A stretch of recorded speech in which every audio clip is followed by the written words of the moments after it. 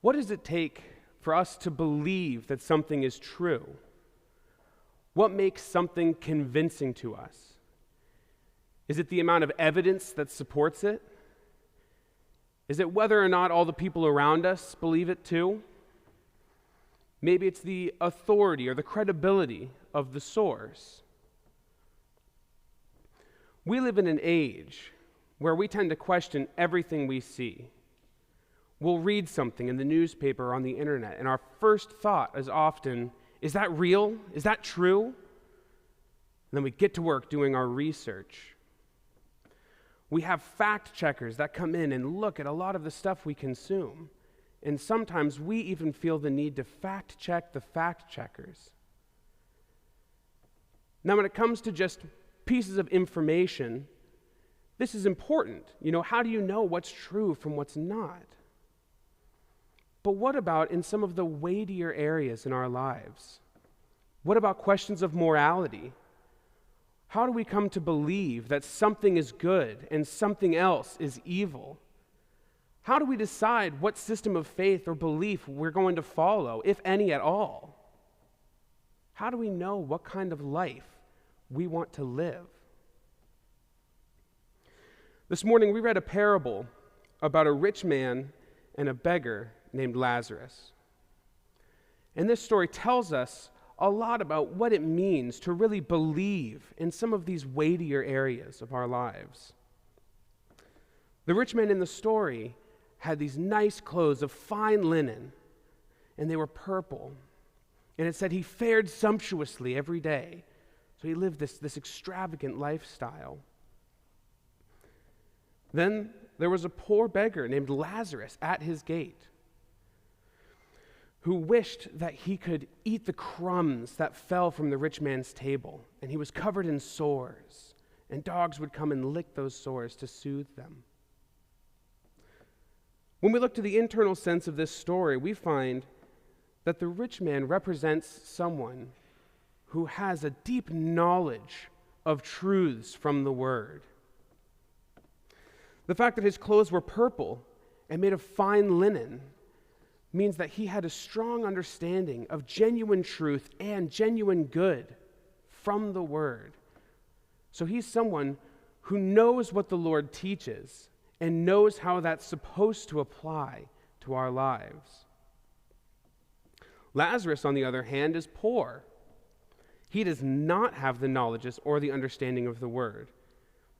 But it says that he wishes he could eat the crumbs that fell from the rich man's table, which means that he's someone who wishes that he could have some of that knowledge and that understanding. I think another way to look at this is that Lazarus is someone who wants to live a good life and is open to following the Lord, but for whatever reason, he has never been exposed to it, or maybe he's never been able to understand what the Word teaches in a meaningful way. The story goes on to say that both the rich man and Lazarus die, but Lazarus is carried up to heaven, where he's held in Abraham's bosom, while the rich man finds himself in hell, being tormented by fire. Now, how surprising is that? Who would expect that someone with a strong knowledge of genuine truth and genuine good from the Word would find himself in hell, while someone who knows nothing about the Lord and nothing about what he teaches would be able to be in heaven?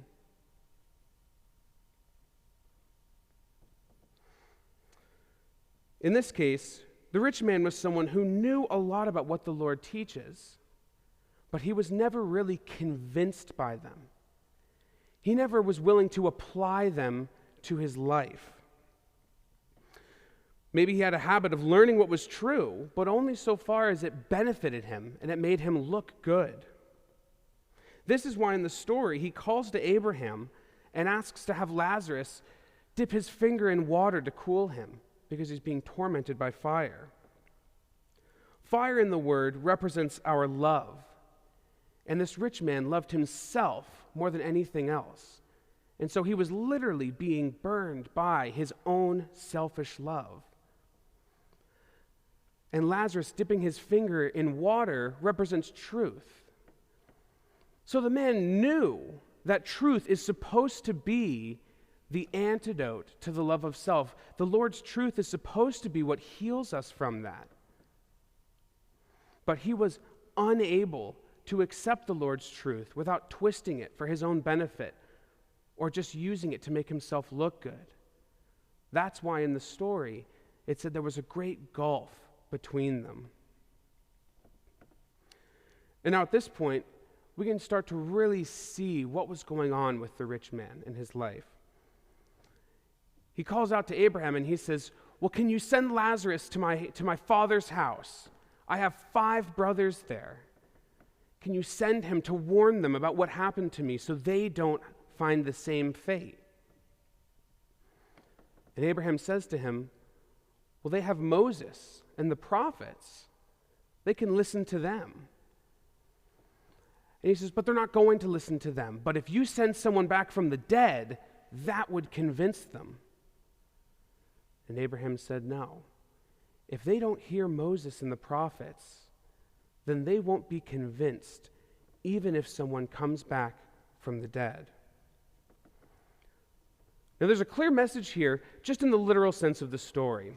But let's look at some of the deeper elements going on here. What does it mean that the rich man had 5 brothers? Brothers in the word represent the good which pairs with truth. This means that they represent the way a person actually lives, that's supposed to be guided by the truths that the Lord gives us in the Word. But we're also told that the number 5 represents disjunction, which here means that the way that this man was living was supposed to be guided by the truths he knew from the Word, but they weren't. And the 5 brothers being in his father's house represents his hereditary evils and his selfish nature. So it shows that while this man knew what the Lord taught and he was supposed to be living according to it, instead he was living a way that was guided by his own hereditary evil. And this is why the man's brothers won't hear Moses or the prophets. We are told in the Word that hearing means knowing things contained in the Word and possessing faith in it, and also willing those things. If they had heard the Lord's teachings, then they would have lived according to them. So what does it mean to really believe something? We can learn that something is good and that other things are bad, but is it enough for us to just acknowledge that in our minds? Think of it this way. Imagine if I were to ask you where this church building was. I'm preaching here on Sunday. How do I get to the cathedral? And you told me, well, it's on Cathedral Road. You turn off the pike and there's a parking lot right there. And I say, okay, that makes sense. I believe you. And then I spent all Sunday driving up and down Buck Road looking for the church. Obviously, I didn't actually believe you. If I had, I would have followed your directions and I would have found the church was right where you told me it was. This is what it means to hear Moses and the prophets, to understand what the Word teaches us, and to be willing to actually follow it. Now, is this story saying that we shouldn't question the teachings of the Word? Do Abraham's words to the rich man mean that we're supposed to simply follow what the Word teaches without any doubt or any concern? Should we be convinced of something just because the Word says it, or even because a minister teaches it to us? Our reading from the Doctrine of Faith makes it clear that this kind of blind faith is not at all what the Lord asks of us. It says that we cannot believe something if we don't understand it. This means that it's good for us to ask questions. We are supposed to have doubts, and tease out concepts and see how it all fits together. And we have to think about what we are taught and see how it fits with what we know to be true. And we have to come to belief on our own in freedom. But how are we supposed to have these doubts and ask these questions without becoming like the rich man and totally closing ourselves off to what the Lord teaches? Well, the answer there really comes down to our attitude.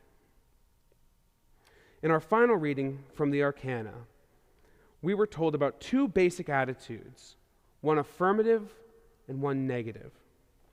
The negative attitude is when someone denies everything until they are convinced that they should believe it. We are told that this attitude leads to utter stupidity and insanity because it completely closes us off to the teachings of the Word.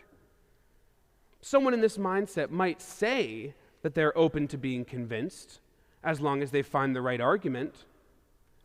But the reality is, just like the brothers in the story, there is nothing that's going to be able to convince them. The affirmative attitude, on the other hand, is when someone regards affirmatively the things which comprise doctrine from the Word, and when he thinks within himself and believes that those things are true because the Lord has spoken them. And it says that this attitude leads to perfect intelligence and wisdom. Now, on the surface, here again, it looks like this passage is saying that we should believe without question whatever the Word teaches or whatever we're taught by the church. But the passage goes on to explain that it's okay to have doubts as long as we have these doubts from the right attitude. Doubting with an affirmative attitude means that when we are presented with the teaching, we start out by supposing that the Lord wouldn't lie to us. We suppose that what we're taught is the truth. This is different from blindly accepting it, because it still requires us to ask questions and to figure things out and tease out the concepts so they can make sense to us. Now let's go back to the example of you telling me where the church was. If I had a negative doubt, I might spend all Sunday morning stopping at every single building on Buck Road, just making absolutely sure that it's not the Bernathen Cathedral. But if I had an affirmative doubt, a positive doubt, I would start by assuming that you wouldn't have lied to me.